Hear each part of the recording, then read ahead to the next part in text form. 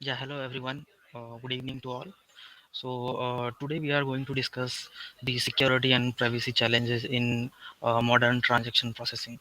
So, discuss on this issue.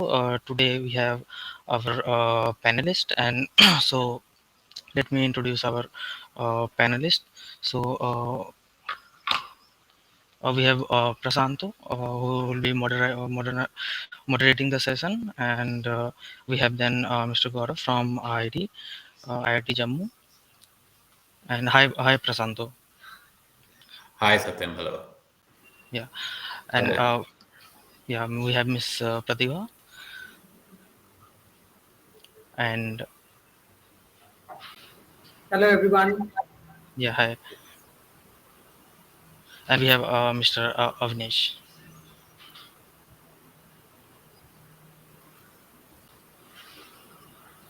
Hi. Yeah, hello. Okay, are we all set? Yes, Prasanto. So the stage is yours. Thanks, Satyam, and thank you, everyone. Delighted to be here. Complex area, and I think fairly wide-ranging area when you look at talking about safety, security, privacy. We've been seeing this, of course, in areas. I think the BFSI sector, fintech, has been really grappling with this, and is probably ahead of the curve and ahead of many other segments in this. But we've seen how complex it's become, even for a single payments provider, whether it's a wallet provider like a Paytm or whatever, there's an enormous amount of complexity in itself. Moment you look at, something which integrates multiple partners, players, etc., and of course any payments process does. But look at something like UPI, which, you've got a bunch of, there's payment gateways, payment processors, there's an acquiring bank, this network in between, which is, providing the UPI infrastructure, all of that. And now take it to the next level where you've got e-commerce, which is actually bringing together, and it's not just on one platform, which is itself integrating so many, millions of sellers and tens of millions of buyers. But you're looking at something like ONDC, which is the, the open network for digital commerce, which is, it's a national platform which is looking at very incredible vision, actually, of bringing together a whole range of different types of players and service providers, buyers, sellers, even platforms, even Amazon, Flipkart, Paytm Mall, all of them would be integrating via APIs on it. Imagine the complexity of a transaction on that, potentially with a buyer coming in from somewhere directly via a platform, connecting via this, via APIs to an Amazon or Paytm Mall. There is a payment processor here, there's a payment service provider, there's a logistics provider, integrating all of that and then ensuring safety and security there. What happens if there's a breach, there's data flowing through so many places, who's liable, who's responsible? uh, More than that, how do you ensure in real time, how do you test it in real time, how do you actually test code for something that complex, and where, by the way, it's not code from one party, right? It is all the 7 or 8 or 10 parties which are involved. So it's actually a fascinating area when you extend this safety security for something like payment transactions or one part of the cycle to this entire uh, you know transaction processing cycle. And that's something we are going to discuss here. I think we've all seen the at least the impact of issues and breaches when they happen. Some of them are scary and staggering in terms of numbers, with millions and millions of records breached, not necessarily all with money lost, etc. But we've seen recently, with the Razor Pay one, thousands of records, and with some 7 crore or 8 crore potentially impacted.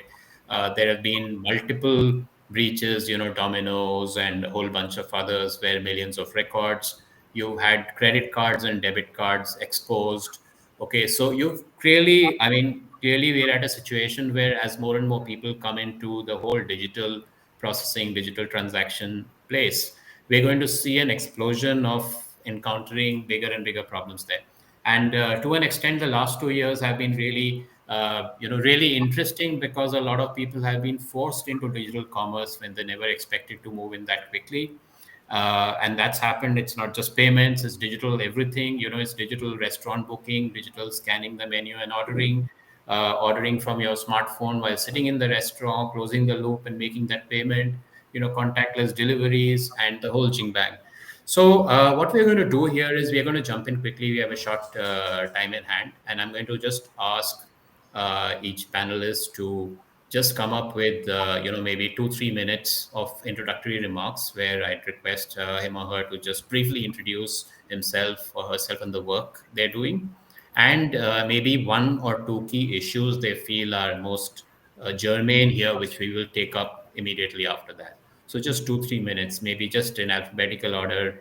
Amaresh, Shirsat, Amar, could I start with you from Sure, Tenable?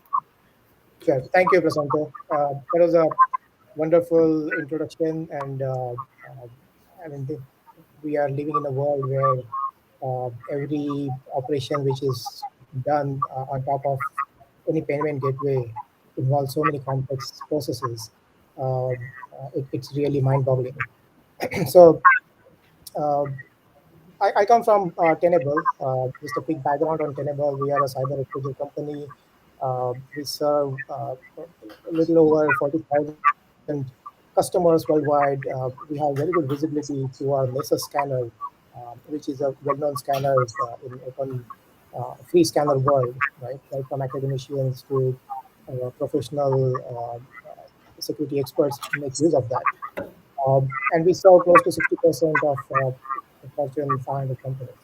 So what we have been seeing is not just in terms of payment gateways, but overall for most of the business applications, uh, the the entire platform is shifting towards cloud. It's not necessarily public cloud. People have been dabbling with their own private cloud, and the entire cloud phenomena is driven by automation, right? So in the last 3 to 5 years, what you have seen is automation has made significant inroads, and where we have been focusing, especially to solve some of these problems, is to shift left in taking the security approach, which means you start at the code level itself, and while the cloud, like we say, is still sitting in the code, being controlled by the developer, you try to assess and fix as many problems preemptively as possible. Right? So I think that's where we are seeing a lot of traction, a lot of companies going, and I'm sure others have more areas to talk about. But this is one of the focus areas that we have at Tenable. Great, thanks, Amar. Pratibha, could I go over to you next from Securaa?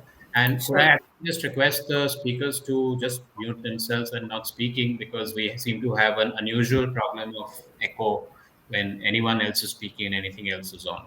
So sorry about that, but you'll have to keep doing some mute and unmute. Pratibha, all yours. Okay.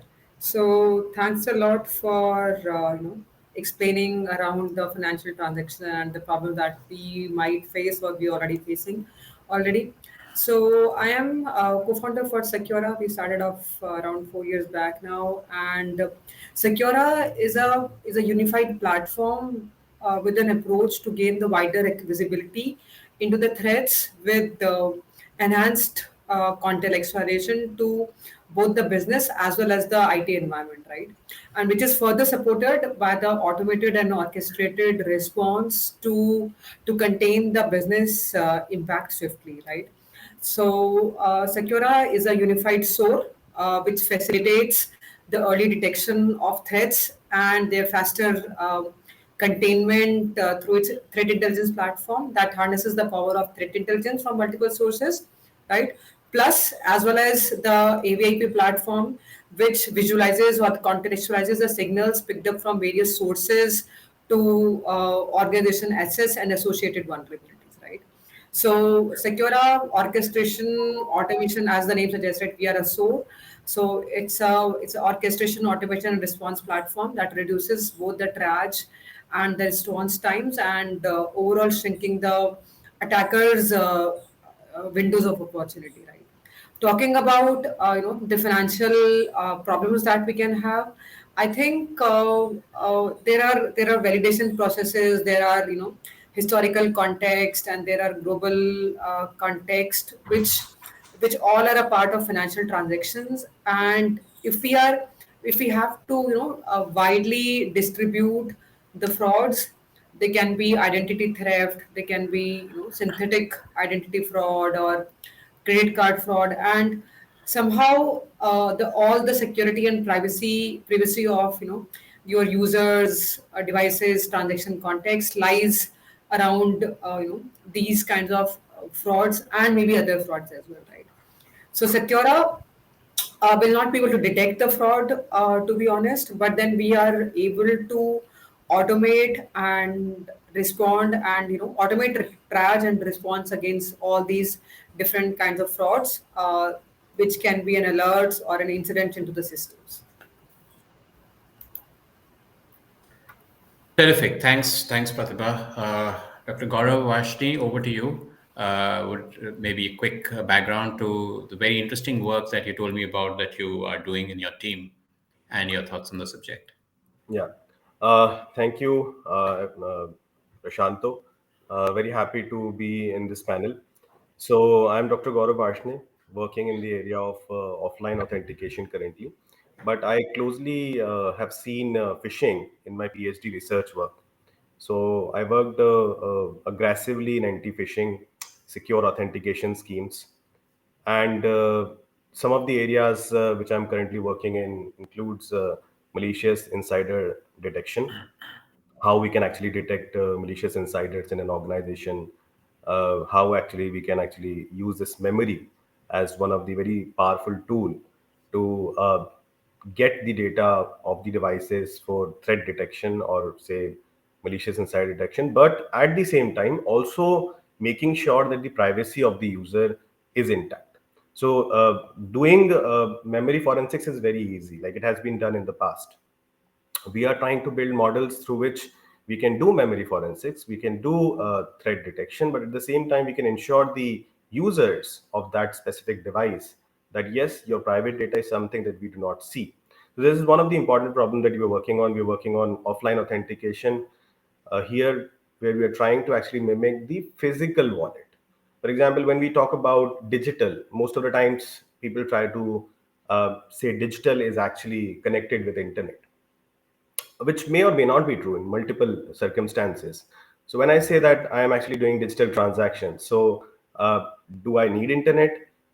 Technically, today we need internet.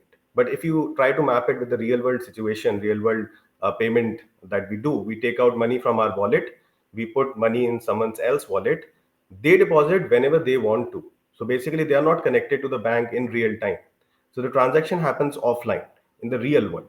So can we actually mimic that transaction? This is another problem that we were working on. We're working on some of the more problems with respect to standardization of policies over DNS for securing the infrastructure of websites and things like that. So two of the things that you've asked, like what will be the focus of mine if I talk about it here in the panel discussion, is that do we actually need the internet for transactions? When we say transaction processing, can transaction processing happen offline in the future? The second thing is, can we focus more on the standardization of transaction processing? So we see there are a lot of standards which are coming up. Say UPI is coming up and saying that this is the way of doing transactions. There might be other wallets which will come up and they say, but is there any cryptographic standard coming up from the government of India or say any entity saying that these should be the standards which should be followed for transactions? These are the things which I'll be happy to actually interact with and would like to meet other panelists in their thoughts on that. Terrific. Okay. So I think we've got off to a healthy start with quite a few points which have come up. And I think the standards part you bring up is particularly interesting. I'm going to bring up all of these together into this one question in terms of complexity. Okay. When we are looking at very complex multi-party, multi-system, multi-rail transactions, okay, what sort of challenges does that pose today? And one example I gave is of something like ONDC, which is actually looking at a whole range of service providers, let us say 8 or 10 service providers, who are part of a transaction. and the transaction will involve a whole bunch of things. It could involve taxation related stuff. I mean, there might be tax collection at source, 1% TCS is required. Then it is a logistics fulfillment exercise, etc. So, I mean, Amar, in your context, so clearly here there is no homogeneity of code, right? You don't have one person writing the code.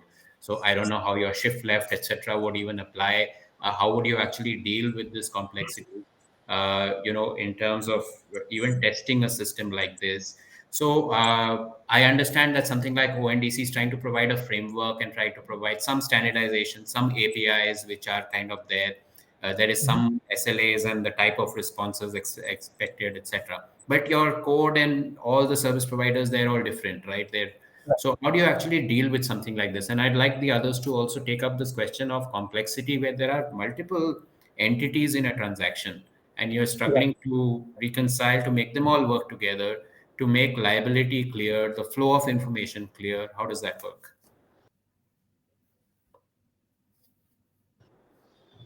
Right. Very good question, Prasanto. So, like one of the, I think attendees has asked about the use case, right? So, uh, I'm sure there will be at the client level, client of the use case implementation.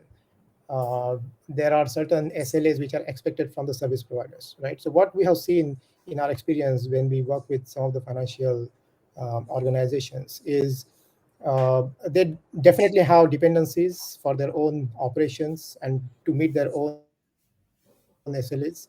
How they kind of get it certified from the vendors is through standards, right? And there are multiple standards, as we all know. I mean, we ourselves support close to 300, 400 different kind of compliance requirements as part of our security assessment through the products.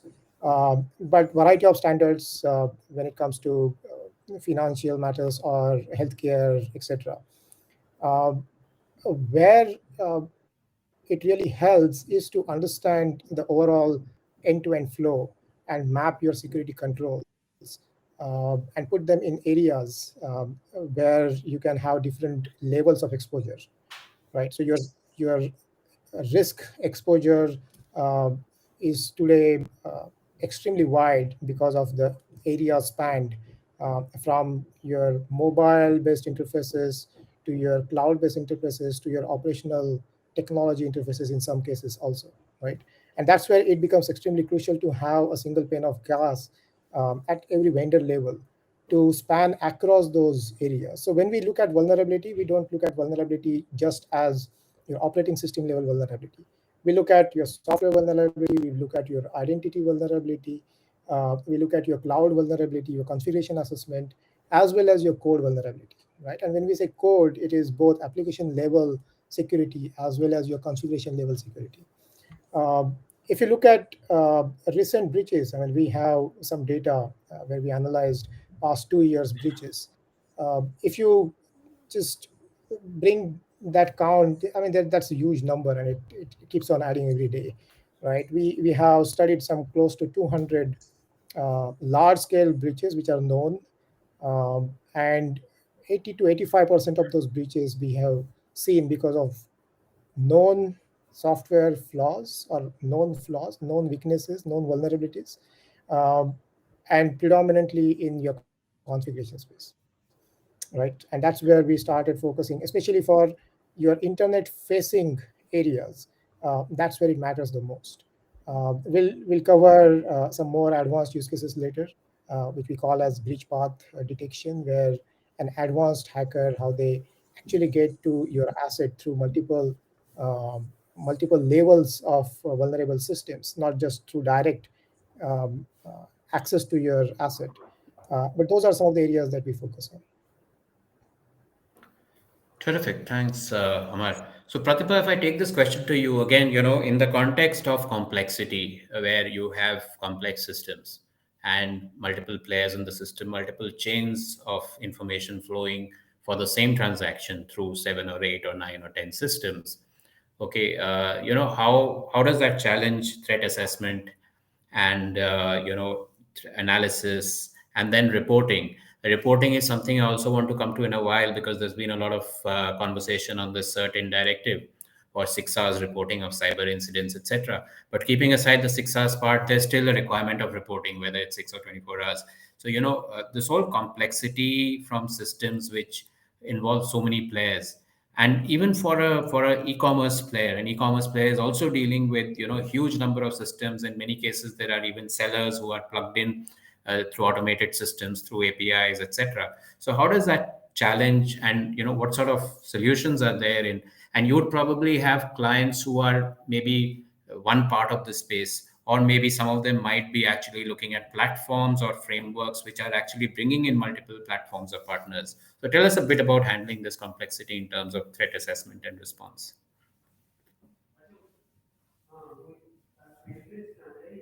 You're on mute. You just have to unmute, Pratibha. Sorry, am I Yeah. audible now? Yeah, all right. Yes. So if you really have to look at, at a solution which can provide you with, kind of a, as Amaresh was saying, right, a single pane of glass, right, through which you can connect with all those vendors together, all right. So that is one thing, okay. And second thing is, for that there has to be some, standardization to be, kind of faced or to be put into each of these different vendors, right? For example, if we can have a standard way wherein all of them can operate, or there are REST APIs at, if you're going at that level, right? If they can provide us with an interface, or the APIs through which you can connect. At least the first thing is to connect with all these different payment vendors, or in that payment aggregators, all those different entities which are involved, right? So that is the first thing. And second thing is, when if you can have a single pane of glass as, and this but the whole problems comes in when there are, what is it that has to be considered actually as an incident. For example, we were discussing this certain thing, that, right, which has said that all the incidents have to be reported in 6 hours, kind of a time frame, right? But if you are looking at a port scan kind of a thing, right, there are huge number of port scans which are done every day across India. Huge number of port scans, right? So how many of them have to be actually converted into a report, or how many of them have to be left out as false positives, right? That is the first entry point, because if you start uh, aggregating, and if you start considering everything as an incident, then also your actual incidents which are a threat or an attack can go at a lesser priority, as compared to reporting all these thousands of 4,000, not even thousand, right, crores or millions of port scans activity, which will be, as per the standard, has to be reported now, right? So the main problem is, I think, identifying what is an actual threat, right? So with Securaa, so like the platform that we are developing, it's probably not a part of the financial transactions, because financial transactions, if you really talk about the actual financial transactions, they are not, set, the logs are not sent anywhere, and the incidents are managed within a small group of access providers or the vendors. But when you're talking about a different SOC kind of infrastructure, maybe we need something similar to SOAR, which is a, into infrastructure security and SOC kind of a thing. I think we need something similar inside the financial transaction as well, which can integrate with different vendors that you have, which can provide you with a single pane of glass to identify which of these incidents that are being reported is actually a threat, which can probably, cut down your false positives, and on top of it, which can also automate the process of responding against all those incidents or the threats which are there, and kind of reduce the triage process, and then eventually convert all these actual incidents into reports, right? So if we somehow we can automate, all this entire process, uh, life of a lot of people will be comparatively easier as compared to what it is right now. So, okay, fascinating point there. I want to pick up on that, and I'll just come back to you after I go to Gaurav on this point a little further. How can this be done? Essentially, I mean, Pratibha, if the point, for example, is how do you actually classify something as an incident worth reporting? Can you actually look at thresholds or envelopes which, if you exceed, like in payments, typically a payment transaction in real time, there's an assessment of whether that transaction is within an envelope or outside it, within a fraud score or outside it. For example, if somebody has made three ATM withdrawals in 5 minutes apart at three different ATMs, okay, spaced apart geographically, maybe that's just at the borderline of the envelope. Okay, but if that's reported and somebody confirms that that was fraud, then the machine learns and the system learns. So Yes. the envelope. So and you cross that envelope. So can you actually take that approach in something like this? And so I'm going to come back to you with this question. Just hold your answer for a bit, Gaurav. Let me come to you and ask you this: that how do you deal with complexity? And since you've worked a lot in the offline space, when you actually factor in offline into the process, okay.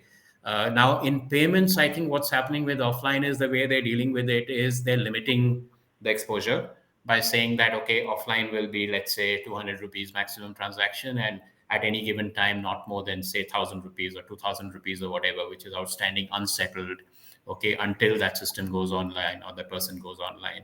Okay, but when you have other different elements across the and authentication itself, how do you actually deal with that complexity where you've got these 7 or 8 members in the chain which are unrelated except through APIs or whatever, and then you're bringing in offline into the scenario? Uh, how do you deal with that complexity? Yeah. So starting with your first question, we talk about internet. Like it was never planned to be decentralized. You go back in 1960s. If you see 1991 Web 1.0, Web 2.0, we've never thought of decentralizing the internet. It was never there. The idea was never there. So when we say that we are trying to introduce more players into the system, and we are trying to actually we are saying that there are some global players, and then we want to bifurcate these global players into multiple small players, and then these small players are actually helping out carry out a transaction. Some of the frameworks that you have discussed just now. At the end of the day, the internet is going to be centralized. If you see the current internet as well, the root domain name servers, the TLS certificate authorities, all are centralized. Even if you try to actually bifurcate them, at the end of the day, there will be some trust anchor. The internet is based on trust anchor. So trust anchor has to be there. If you talk about encryption, there has to be a trust anchor. There has to be a certificate authority who you trust. So no matter how much you try to decentralize the system, at the end of the day, there has to be a trust anchor, and which will always remain. Maybe in the case of UPI, if you see, it is NPCI, which is the trust anchor. So trust anchor will remain. There may be small players which will come up, vendors which will come up, but the trust anchors are gonna be there in the system. Secondly, when you talk about the complexity that will come up, there'll be a lot of complexity with respect to the encryption, the very first place. Like how you're gonna manage so many keys. Key management is itself a very big issue. How you're gonna have so many certificates, how you are actually providing those certificates, how you're maintaining the keys, no matter whether you're using TLS or any other encryption standards for carrying out that specific communication encryption, how you're going to store the data, who's actually going to prove that the data is stored in the right format. There will be a lot of issues which will come up. There will be a lot of standardization which will be needed when multiple players will come in the system. So these will be creating a lot of jobs or a lot of businesses for companies which are working in cybersecurity. Because if you see the current landscape, the developers which are there, we cannot actually just hire them and make them work in the cybersecurity industry. There has to be some training, understanding of encryption or secure security concept needs to be done. So which means that there will be more jobs which will get created over time when such a decentralization things will come up in the system. Uh, the third thing that you've asked, the offline authentication and how it can actually come into the system. I think if you see logically, the complete internet is service based. So basically, you're providing some service. You're providing a shopping service, payment service, authentication service. But if you logically see it, it's basically authentication and then services, right? So authentication is the key point on which the complete internet is based on. And there'll be a lot of inventions which will come up in the space of authentication only over coming years, because that has to be done. Access control, authentication, these will be the key areas in cybersecurity, uh, no matter where it shapes to, whether it shapes to shopping, whether it shapes to more digital payments. It will be the authentication which will play a major role in that. The third thing, let's suppose if we're talking about offline authentication, we're saying transaction processing, more decentralization will require more offline authentication use cases. Because when you're saying more vendors are there, there may be a vendor which is having, which is there where internet is not available, where transaction processing systems are there, but the specific internet connectivity is not there. We are not only saying that internet connectivity is not there, we are saying that voice connectivity is also not there. So we are also discarding the fact that there is an RBI UPI 123 Pay, which allows you to actually do a transaction from a feature phone when you have a voice connectivity. We are saying that you don't have a voice connectivity even on those places. How you're gonna do the transaction processing? And there is again one thing which there's a perception in people that you are offline, so you can do 200 rupees of transaction and you cannot do 2000. See, if you can do 200 nicely, it doesn't matter if you do 2000. It's only if you are able to build a design that can perform the transaction of X amount. The amount will not make any difference. And the only reason we are not able to achieve offline authentication of any X amount is because the wallets are decentralized. So you cannot say that the amount with which I am doing the transactions on this wallet is exactly the same amount that I have in the bank, because I may do a ATM transaction. I can take out 10,000 rupees. Here I am showing 10,000 when I was offline, but now I'm only on 5,000. So I'm doing a transaction which is more than what I have in my bank. That's the problem, because we are decentralized. But still, there is a possibility that offline authentication of any amount can happen given the right cryptographic primitives and algorithms are used. Terrific. Okay, I think that's some very good points there. And, I mean, clearly with that decentralization thing, there's a risk. Now, if there is a way to absorb that risk and manage that risk, then obviously, that is one way to assess it. I think you brought up another interesting point that there'll be a lot of jobs. And I think in this whole space, we're seeing not just increasing complexity, but increasing compliance burden. And while, a lot of companies and startups and everybody is worried about the rising compliance burden, that's clearly a lot of jobs and opportunities in that space. So let me come back to you, Pratibha, on that previous question, taking this forward on this complexity. What is a way to, how do you actually address it from predefined envelopes, which could be self-learning, which could, learn in terms of AI, ML, where, you have, so for example, let's take this 6-hour reporting thing. Now, it's clearly next to impossible with manual assessment of a threat. Okay. So, what do you see ways to actually tackle this where, even reported, externally reported threats can be taken through some sort of scan or filter so that they are assessed and, either rejected or passed through. Then, if they're non-reported, but they're patterns which are detected, which are transformed into threat incident reports based on envelope assessment and threat and fraud level assessment. So do you see a potential there in using technologies like this to both make it feasible for companies to comply with a demand like this, and also make it feasible for certain or any such body to actually have the capacity to deal with these reports? Otherwise, what will they do with a billion reports which are, unverified or invalidated? They're not validated. Right, right. So, what I can foresee is, if somehow so the data which is coming in, right, or the in the financial transaction, that, so whatever that data is, right, so that data, using the data element, you can find out probably the metadata around this data, which can talk about the general processing or the exact the elements or the attributes of the data, right? So, for example, if I'm talking about a normal threat in the world, right? So, for example, if I take an example of phishing here, right? So, phishing is something that we have been hearing a lot, and there has never been a year in which phishing is not at the top of every list of security use cases, right? So what happens here is that for example, if I'm just taking the example of phishing, and probably we can relate it to the envelope data of any financial transaction as well. So there will be an suspicious email that is detected by the email email protection tool, or it is manually reported to, say, for example, Securaa as a as a source by a user, right? So as a SOAR vendor, we will have to, we can pass out the elements of that email and assess the risk, right?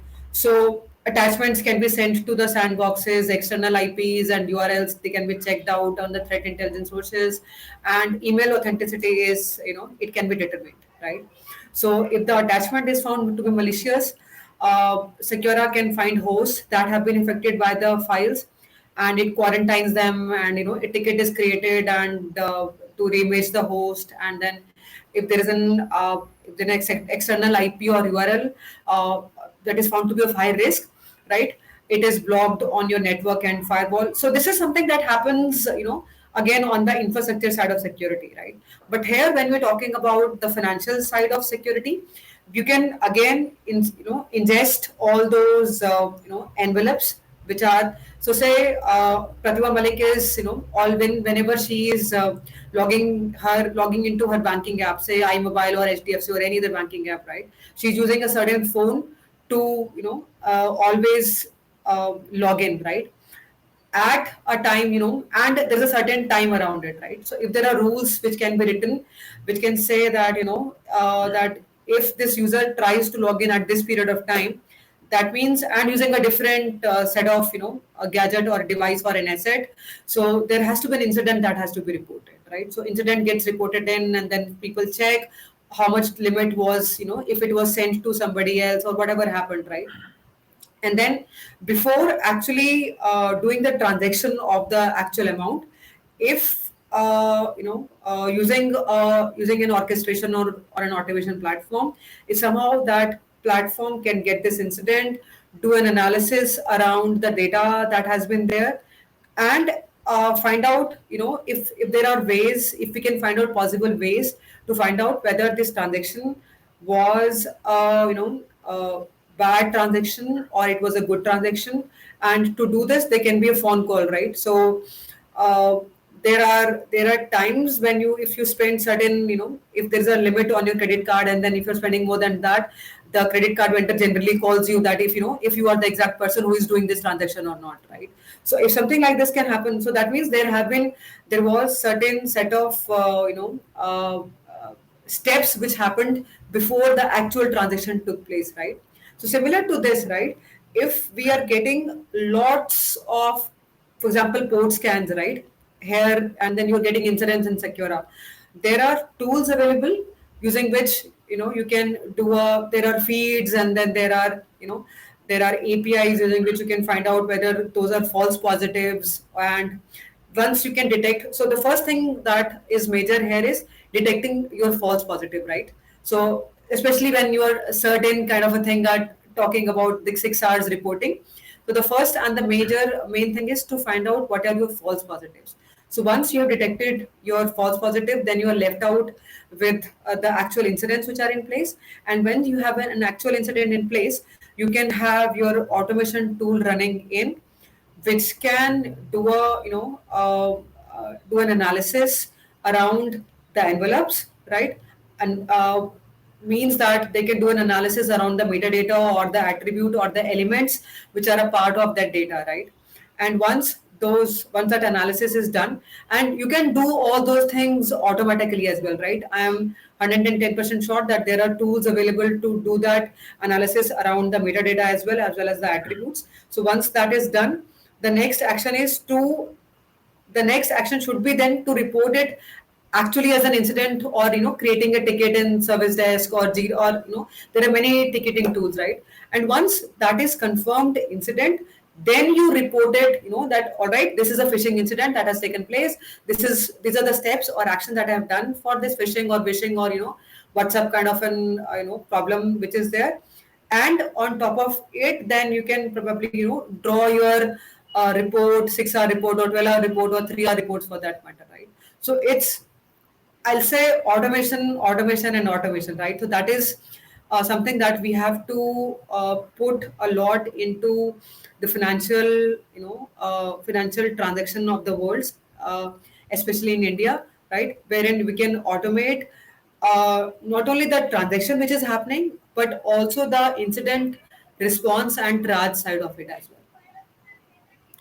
Okay, great. I think very good insights there. And I think from one of the listeners, we've got this comment integration with fraud detection modules would also help identifying such anomalies. I think Yes. the point is you've got an enormous volume of potential reports there unless you're able to really define these thresholds well. For instance, I Correct. think you were hinting at device binding. Now, this is a device binding related violation.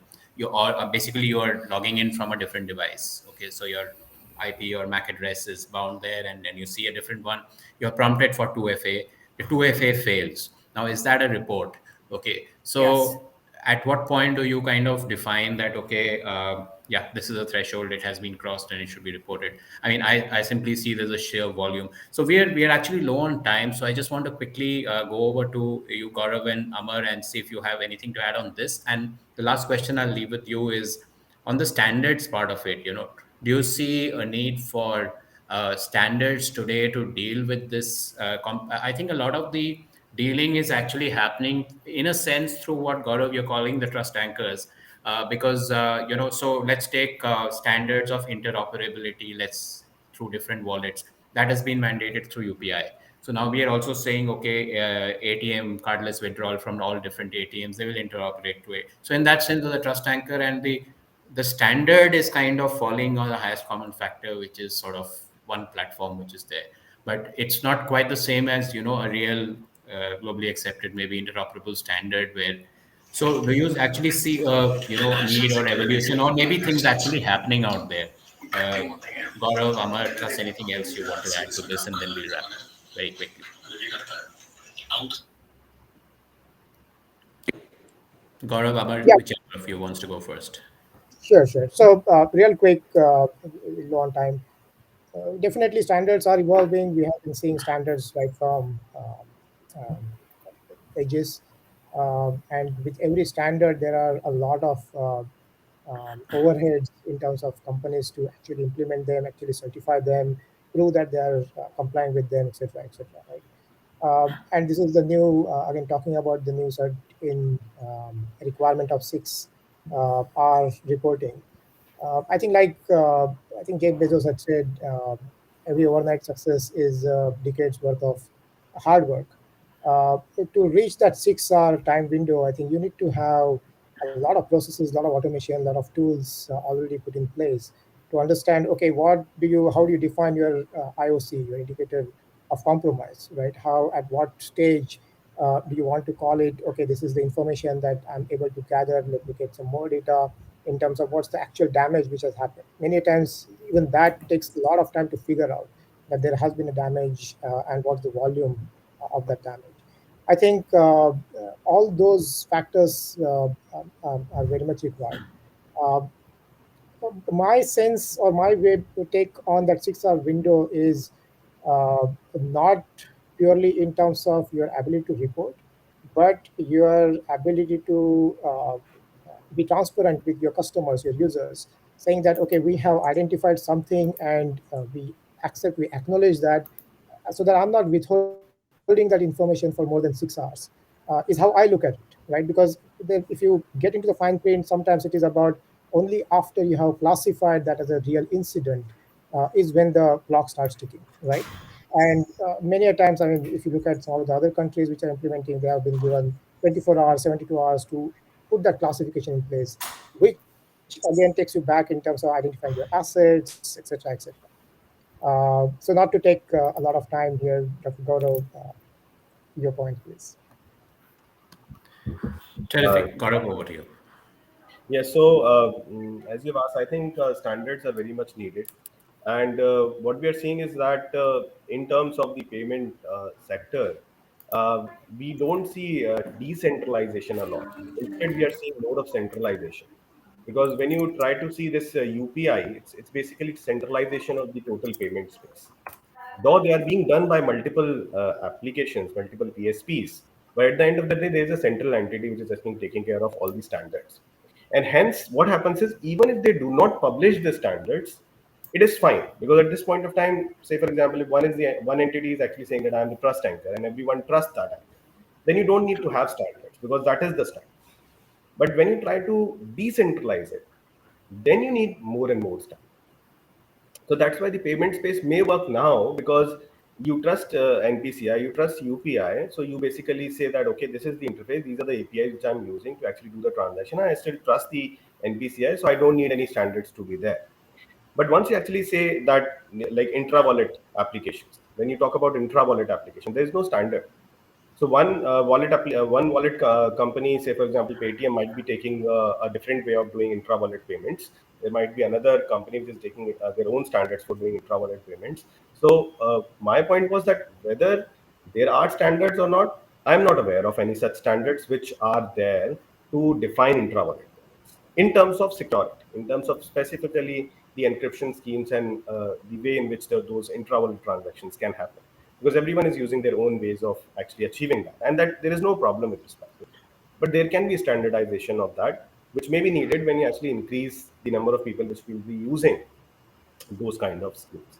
Now if I talk about, say, offline transaction processing, definitely you'll be needing standards, because when you're talking about offline processing, you're actually completely depending upon the encryption, and how strong that encryption will define how much payments you can do, how what's the amount of payment that you can do. Because if you are actually doing an encryption which is strong, which is not strong, easy to break, because there is no internet, you cannot actually exchange keys, you cannot provide perfect forward secrecy.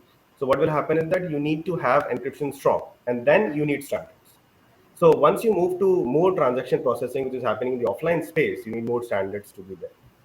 With respect to the certain reporting time and things that we were discussing, I think it has to be more discreet. I think it's more vague with terms of like what is an incident.